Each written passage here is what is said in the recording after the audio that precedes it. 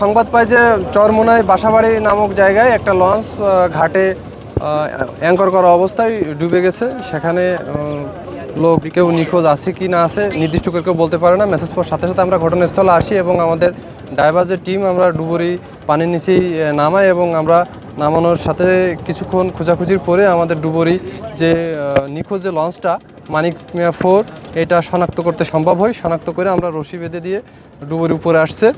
এই মুহূর্তে পানির জোয়ারে ওদের অনেক স্রোত, যার কারণে ডুবুরি পানির নিচে স্থির হইতে পারছে না, যার কারণে অনুসন্ধান কাজ চালানো সম্ভব হয়নি। পানিটা স্থির হইলেই, যেহেতু জোয়ার ভাটার নদী, পানিটা স্থির হইলে আমরা আবার পুনরায় ডুবুরি টিম দ্বারা অনুসন্ধান করব যে ভিতরে লঞ্চের ভিতরে কোনো ক্যাবিনে বা কোথাও কেউ আটকা পড়ে আছে কিনা।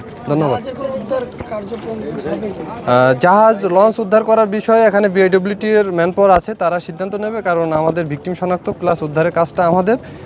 জাহাজের বিষয়ে বিআইডব্লিউটি ব্যবস্থা নেবে ইনশাল্লাহ। আসসালামু আলাইকুম।